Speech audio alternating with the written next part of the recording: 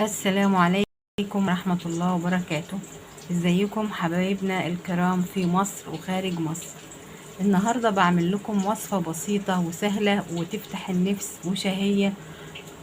طبق بتنجان بالخل والطماطم والفلفل الأخضر. تابعوني يلا في الطريقة خطوة بخطوة. ده قدامنا دلوقتي بتنجان متقطع اهون والطماطم هعملها، ويلا بينا على الطريقة. هنا معايا البتنجان اهون بيتقلي في الزيت في الطاسة، واهو طلعنا منه.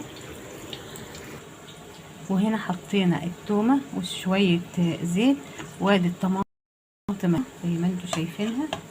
هنقوم نقلي كل دول مع بعض، هنقلي التومة وبعدين نطفي عليها بقطع الطماطم اللي انتوا شايفينها معانا دي.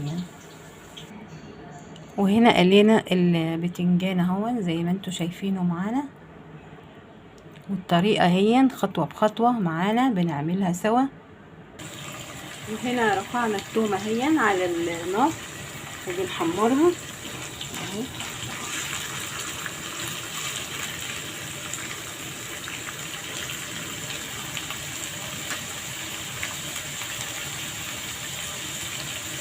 وهننزل كده بقرنين الفلفل الاخضر اهو معانا.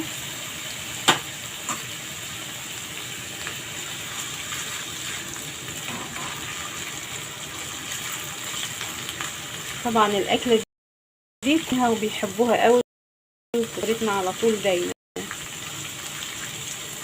اكله شهيه حلوه تفتح النفس، سهله وبسيطه، تتعمل على الفطار على العشاء على الغداء في اي وقت من الاكلات.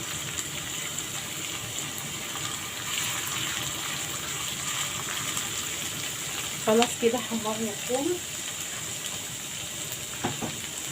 هننزل معانا بالطماطم. طلع الريحه بتاعتها، الريحه تحفه تحفه تحفه تحفه.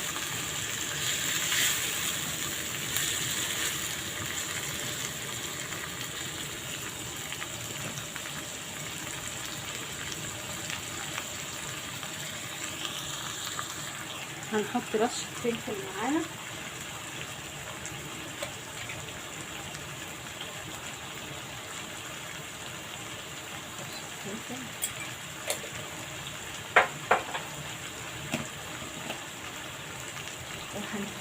هنحدد على حسب الرغبة.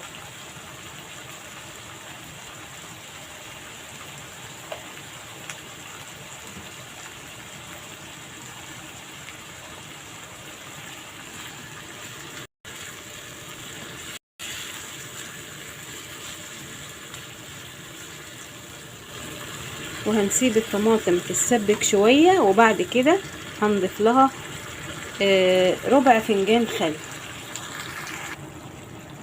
وهنحط كمان رشة كمون بسيطة عشان تطعم الأكل.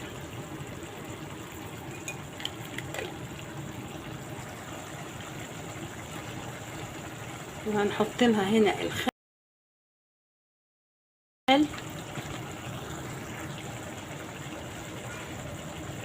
ننزل بالخل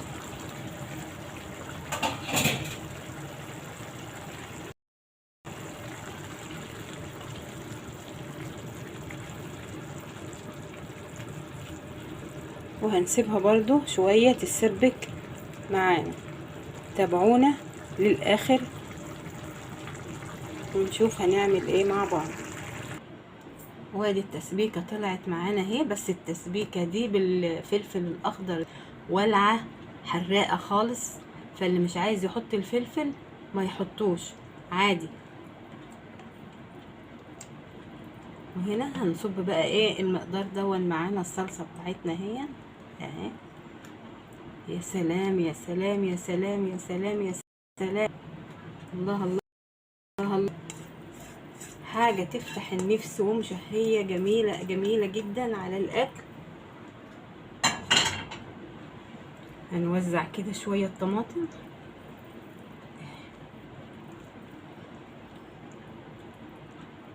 وصفة جميلة وتفتح النفس. ويلا بقى قوموا ونعملوها، جميلة وسهلة. شايفين